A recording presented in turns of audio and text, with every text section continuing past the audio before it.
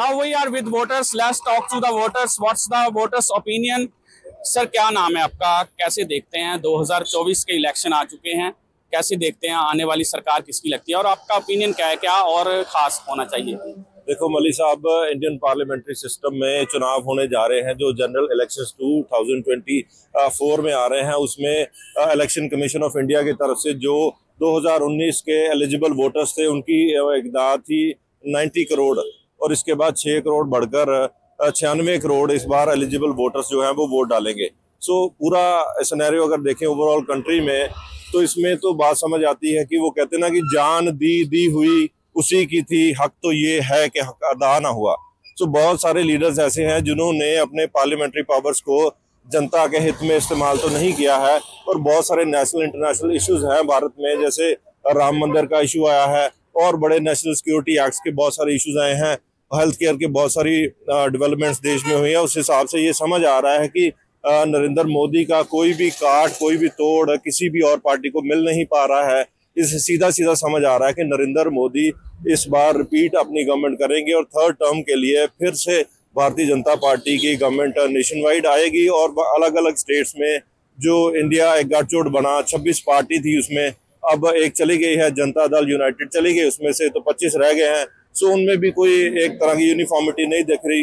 पंजाब में हालात बहुत अलग हैं, पंजाब में आम आदमी पार्टी की गवर्नमेंट है और जो अमृतसर गुरु नगरी में एक मेंबर पार्लियामेंट हैं उन्होंने भी जो लोकल इश्यूज हैं उनको उतनी अच्छी तरह से एड्रेस नहीं किया, चाहे भक्ता वाला डंप का इशू हो, पब्लिक ट्रांसपोर्ट इश्यूज हो, BRTS यहाँ पे फ्लॉप हो गया, सिटी बस सर्विस यहाँ पे फ्लॉप हो गया, जो सेंटर की तरफ से साइकिल ट्रैक्स आए थे स्मार्ट सिटी के तहत वो भी सारे प्रोजेक्ट्स फ्लॉप हो गए।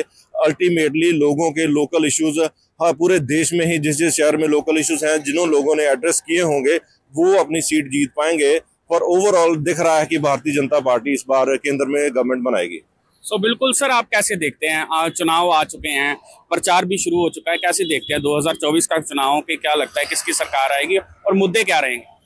जो मुझे लग रहा है कि जो 2024 की में दोबारा नरेंद्र मोदी सरकार जो है वो गवर्नमेंट बनाएगी और इश्यूज जो हैं जो अभी उन्होंने रिसेंटली राम मंदिर बनाया, जो गवर्नमेंट है उसे प्रॉपर उसको उन्होंने लाइमलाइट करके उसका उनका इनॉग्रेशन किया था और उस हिसाब से भी गवर्नमेंट को काफ़ी ज़्यादा वोट्स मिलने की उम्मीद है आने वाले टाइम में। बिल्कुल, और भी लोग हैं। सर कैसे देखते हैं आप 2024 के चुनाव आ चुके हैं, कैसे देखते हैं, क्या क्या मुद्दे रहेंगे, क्या क्या और खास होना चाहिए, क्योंकि केंद्र सरकार की बहुत सारी स्कीमें हैं, कैसे देखते हैं इसको? हालांकि लगता है कि काफ़ी कड़ा मुकाबला रहने वाला। मैं पंजाब की जनता को यही अपील करना चाहूँगा कि ये फ्री वाला जो मुद्दा है ये छोड़ के एजुकेशन, हेल्थ के ऊपर, डेवलपमेंट के ऊपर वोट डाली जाए। ये जो 300 यूनिट फ्री, आटा फ्री, दाल फ्री, ये वाले स्कीम को छोड़ देना चाहिए। इससे कोई फायदा नहीं है। रोजगार मिलना चाहिए, डेवलपमेंट होनी चाहिए एरिया की, पंजाब की बॉर्डर एरिया है, हाई सिक्योरिटी चाहिए यहाँ पे। लॉ एंड ऑर्डर पिछले 2-2.5 साल से बिल्कुल जीरो है। आपको पता है डेली कोई ना कोई न्यूज़ लगती है, कहीं ना कहीं रॉबरी हो रही है, बैंक में रॉबरी हो रही है, ड्रोन आ रहे हैं। यह जिम्मेवारी सेंटर सरकार की है, सेंट्रल एजेंसीज की है, पंजाब पुलिस की है, जो फेल है टोटल इस समय। क्या लगता है 2024 में किसकी सरकार आएगी? जो भी सरकार आवे, अच्छी सरकार आवे। और मेन बात है कि जो अभी भैया बोल रहे हैं कि इन्होंने ये बोला कि रॉबरी और जो पुलिस करप्शन, जो लगे हम करप्शन वो रोक नहीं पा रहे हैं, है ना। जो हमारी स्टेट की सरकार है, आप सरकार, ये तो बिल्कुल फेल हो चुकी है। कम से कम ये तो ना आए, बाकी जो भी आए अच्छी है। बिल्कुल सर, आप कैसे देखते हैं 2024 के चुनाव, किसकी सरकार आने वाली है? क्या लगता है नरेंद्र मोदी फिर से जीत पाएंगे? आप श्री अमृतसर साहब में आकर गोल्डन गेट के पास ये सवाल मुझे पूछ रहे हो।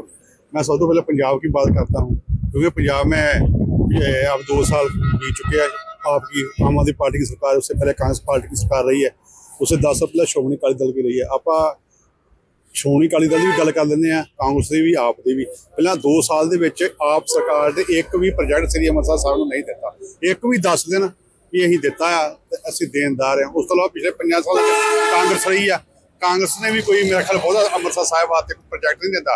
पर मैं अकाली दल की गल करूँगा, पिछले 10 साल के की लैके दिता। सब तो पहला गोल्डन टैंपल हेरीटेज स्ट्रीट बनाई जी, मेरे शायद ग्रीन बुक भी शायद दर्ज हो चुकी है, मैं चाहे सही होवा दे।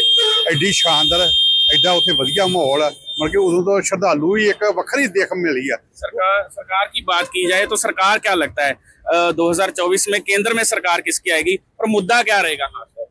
मुद्दा जो केंद्र की सरकार ने वो लोगों के मूड से डिपेंड करता, पर ਅਸੀਂ ਕਹਿੰਦੇ ਆ ਵੀ ਪੰਜਾਬ ਦੇ ਵਿੱਚ ਸ਼੍ਰੋਮਣੀ ਅਕਾਲੀ ਦਲ ਦੁਬਾਰਾ ਹੋਣਾ ਚਾਹੀਦਾ, ਕਿਉਂਕਿ ਉਹ ਖੇਤਰੀ ਪਾਰਟੀ ਆ। ਜਿਹੜੀ ਖੇਤਰੀ ਪਾਰਟੀ ਆਪਣੇ ਹਮੇਸ਼ਾ ਘਰ ਬਾਰੇ ਸੋਚਦੀ ਆ, ਇਹ ਲੋਕ ਬਾਹਰ ਦਾ ਸੋਚਦੇ। ਅਸੀਂ ਚੱਲਦੇ ਆ, ਜੇ ਅੰਮ੍ਰਿਤਸਰ ਦੀ ਸੀਟ ਵੀ ਹੈ ਨਾ, गठजोड़ हो सकता है, क्या लगता है अकाली दल? ਜੇ ਸੀਨੀਅਰ ਲੀਡਰ ਬਾਤ ਦੱਸ ਸਕਦੇ, मैं मुझे नहीं पता, पर गठजोड़ होना चाहिए। ਅਸੀਂ ਸਵਾਗਤ ਕਰਦੇ ਆ। अगर गठजोड़ होता है तो क्या सीट की रेशो रहेगी? ਅਸੀਂ 13 ਦੀਆਂ 13 खड़ांगे। सो बिल्कुल सर, कैसे देखते हैं 2024 के चुनाव आ चुके हैं, आप इस चीज सिनेरियो को कैसे देखते हैं, कैसे लगता है क्या रहेगा? सर ऐसे देखिए, पिछले लगभग 10 साल से जो भारत में एक जुमलों की सरकार चल रही है, तो इस बार लोग ये जवाब लेने के लिए तैयार बैठे हैं कि कहाँ गया हमारा 15 लाख, कहाँ गई लाखों नौकरियां। हर बार क्या होता है कि जब भी चुनाव आते हैं, बॉर्डर पे सैनिक मरवा दिए जाते हैं, शहीद करवा दिए जाते हैं और धर्म की राजनीति की जाती है।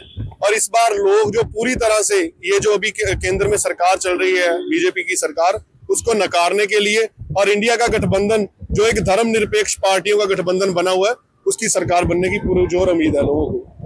सर कैसे देखते हैं 2024 का चुनाव, क्या लगता है केंद्र सरकार में दोबारा मोदी सरकार की रिपीट कर पाएगी? सर बेसिकली मैं प्रोफेसर हूँ और मैं बिना डाटे के बात नहीं करता। जब तक आपके पास अच्छा डाटा नहीं है, आप कभी भी अच्छी सरकार नहीं लेके आ सकते, कभी भी अच्छा प्रशासन नहीं कर सकते। और अगर आपके हाथ में पावर है तो आपके पास अगर डाटा है, आप लोगों के बारे में सोचते हैं, तो डेफिनेटली आप कुछ ना कुछ जरूर कर पाएंगे। तो उसी डाटे के अकॉर्डिंग भारतीय जनता पार्टी ने जो है वो 14.59 लाख लोगों को अभी तक जो है स्किल डेवलपमेंट के अंदर ट्रेनिंग दी है, और जिसमें 8.76 लाख लोगों को, बच्चों को जो है वो रोजगार मिला अभी तक ग्रामीण युवा दीनदयाल योजना के अंदर। ठीक है जी।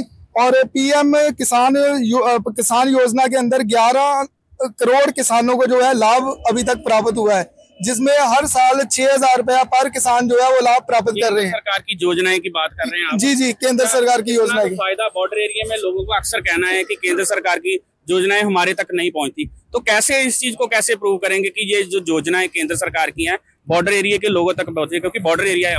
सर जब तक आपकी सेंट्रल मिनिस्ट्री पंजाब में नहीं होगी, तब तक पंजाब की डेवलपमेंट, बॉर्डर की डेवलपमेंट कभी प्रॉपर नहीं हो सकती, और ये ड्रग्स का सिस्टम और ये टेररिज्म का सिस्टम चलता ही रहेगा। क्योंकि आपके हाथ में अगर आप पावर है तो आप सब कुछ कंट्रोल कर सकते हैं। और पिछले हम 25-30 सालों से देख रहे हैं कि पंजाब में क्या है कि सेंटर में कोई और मिनिस्ट्री होती है, हम यहाँ कुछ और बना के बैठ जाते हैं, ना तो उसके साथ कोई योजना आती है, ना ही डेवलपमेंट प्रॉपर ढंग से हो पाती है। ये जो आप अभी रोड्स देख रहे हो, ये भी सेंटर की स्कीम है, गडकरी जी की स्कीम है, जो बॉर्डर एरिया में इधर भी रोड्स प्रोवाइड हो रही हैं। तो अगर आप रोड्स की तरह ये सारी स्कीमें साथ साथ लेके आना चाहते हो, जब तक आपके लोग यहाँ साथ नहीं होंगे, कॉपरेशन नहीं होगा आपका, आपके लीडर्स अपने यहाँ के नहीं होंगे, तब तक वो स्कीम्स प्रॉपर यहाँ पे नहीं आ पाएंगी। For more such videos, subscribe to the NewsX YouTube channel, hit the bell icon.